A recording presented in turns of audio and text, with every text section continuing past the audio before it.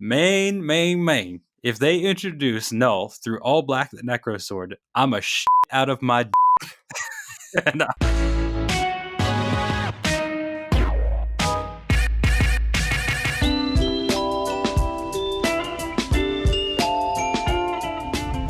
good on everybody who is covering that event, including Noah, who said who wrote Ant-Man and the Wasp: Quantumanium confirms film's major villain. And we basically took this, what was announced, which was summed up in this tweet by Marvel Studios saying Peyton Reed is back to direct the third Ant-Man film, Ant-Man and the Wasp: Quantumania. Paul Rudd, Evangeline Lilly, Michael Douglas, and Michelle Pfeiffer all return.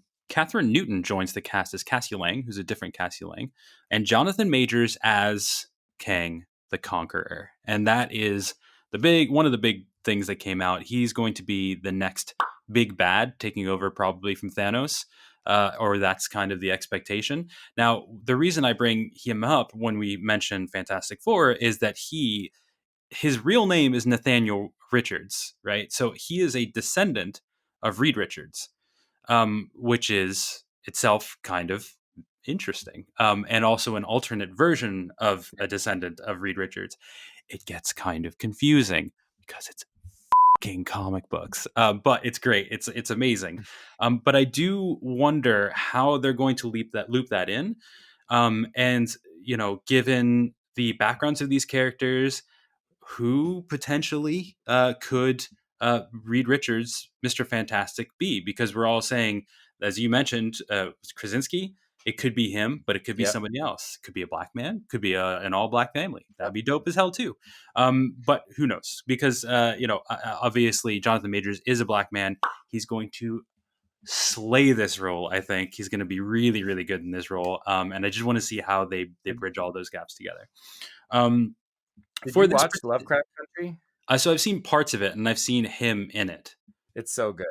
Yeah. Like, as an English nerd, right? Like, it's so there's so much subtext, and it's not even subtext sometimes in that show, but like it's great. It's not for everybody, but I loved it. I thought it was really good, and he's very, very good in it. Yeah. So that excited me so much when he was cast. So yeah. But even just seeing him stand there, he just looks like he could be Kang. I just love it. And I've seen a lot of the stuff that Screen Rant is putting out with like fan depictions or fan art. I think Boss Logic did one of him, and it looks so good. Anyway, so it's going to be really interesting to see how they loop that in and see how that informs the casting of Fantastic Four. But I do agree that those people would be perfect for it. So in this particular thing, I wanted to focus on Quantumania, because a lot of our commenters didn't talk about the movie itself. Everybody's like, oh, that's really cool. I'm looking forward to it. There's a third Ant-Man movie. But a lot of it was on the title. Do you guys just put the word quantum in front of everything? So a lot of people liked the title, like Enrique Moreno, who said, I kind of like the title. Ant-Man has always been a bit goofy, and they wear it well. It's very comic booky. Fair enough. People didn't like the title, like Miguel Diamond, who said that's a horrible movie title, just straight up. And there were people who were not as straight up with more profanity. Watch the profanity.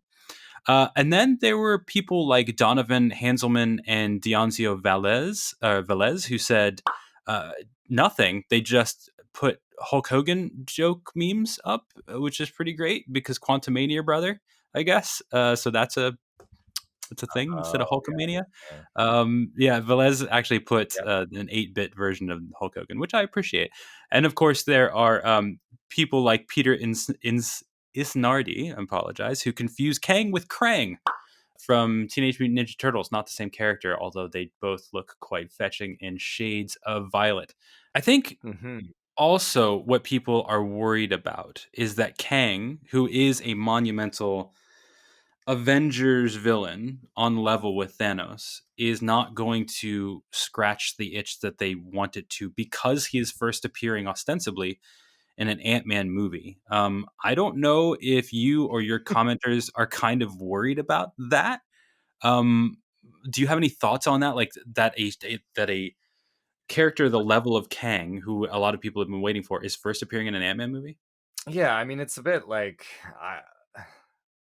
I find the Ant-Man movies, to be like some of the worst ones in the MCU for me. It's just like I'm not I'm not as interested by that as I am in some of the other characters, and like, I think he's fun when he's like in the Avengers or something, but and I like Paul Rudd and stuff too, but it's just such a different tone, those movies, I think. And like, I can understand why some people have reservations about, the MCU's next big bad potentially appearing in one of those movies, either because he's going to be wasted because he's not going to be built into a big bad. He's just going to end up being like kind of a one-off villain or something like that, or he's going to have to kind of be sharing screen with Ant-Man, and then you're supposed to see him go into some of these other movies and be more serious or something. Like, it is a bit weird. There's very little that started in an Ant-Man movie that, other than like the Wasp and stuff like that, that is being carried into the other movies. They've sort of existed somewhat separately, I think, for the most part.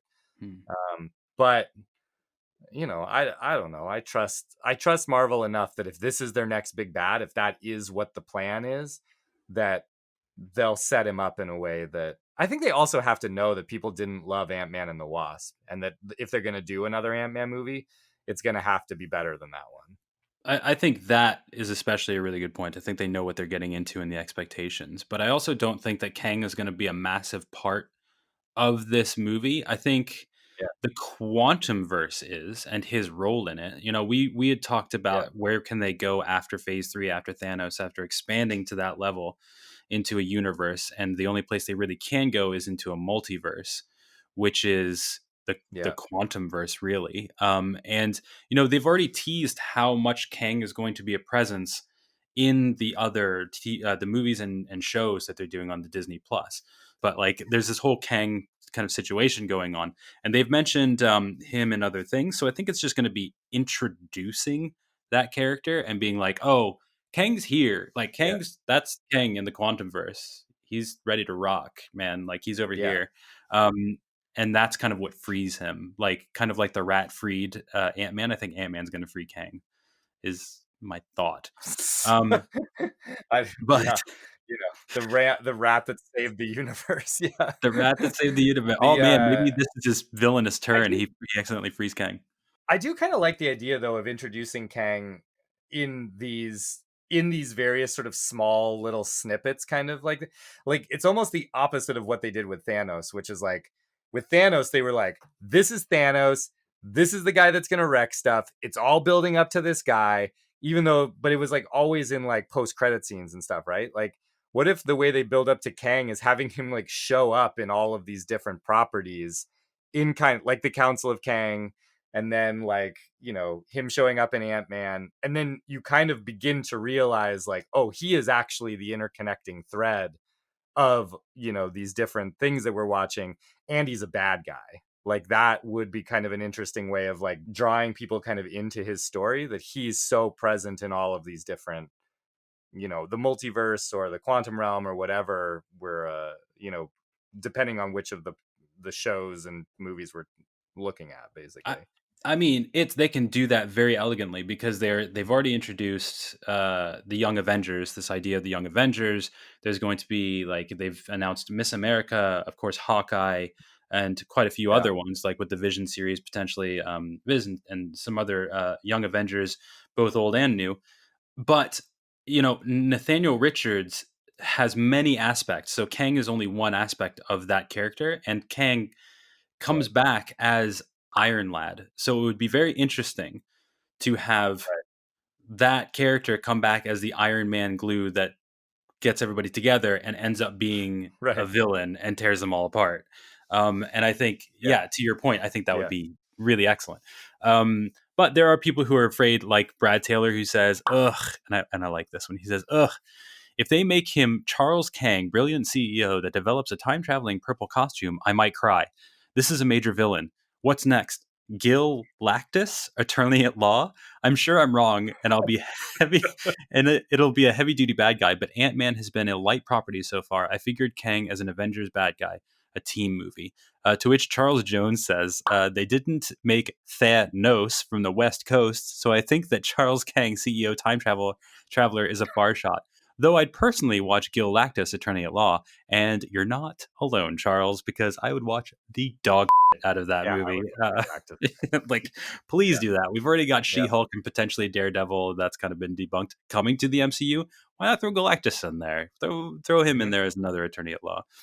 There's also Charles Kraus, who says kind of worried that Kang and Gore, who I'm going to talk about just briefly in a second, are going to be wasted in whimsical Ant-Man and Thor movies. A lot of people are worried about Gore, who is the God Butcher and has a brilliant, amazing story from Jason Aaron's run on Thor in the comics, and basically wields this Necro sword, all black, the Necro sword, which terrorizes 3 generations of Thor. It's a very complex story, very, very cool, lots of pathos to that villain, but they're worried that Taika Waititi is not going to be able to handle that character in the same way that Peyton Reed won't be able to handle Kang. Anyway, both are great villains and deserve a serious treatment. We'll see how it goes, but consider me worried for now. And there are a bunch of people who agree or disagree with that, but I think that's kind of mostly the worry, that they're not going to have a Thanos level sort of threat be treated as such.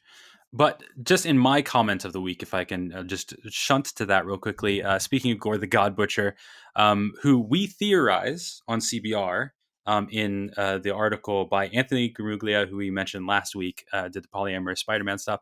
The article is called Venom's MCU debut may come through Christian Bale's Thor 4 villain, because there is a connection to Gore the God Butcher, who's going to be played by Christian Bale, and Venom, in that they kind of share the symbiote thing with Null, who is the god of the symbiotes. Anyway, it's also complicated, but they're directly tied together. So that might be a way to introduce Venom into the MCU. And there is just a comment about this about Gore from Lamarcus Armstead, who says, Main. If they introduce Null through all black the Necro Sword, that is Gore the God Butcher's main weapon. I'm a shit out of my and I salute you, Lamarcus Armstead, very much for just God butchering biology, anatomy in any way, just because you are purely that excited. And I think that's fantastic. I think we're all excited for Gore, Kang, the next phase, where it's all going to go. I'm sure we're all worried, but we're all very excited too.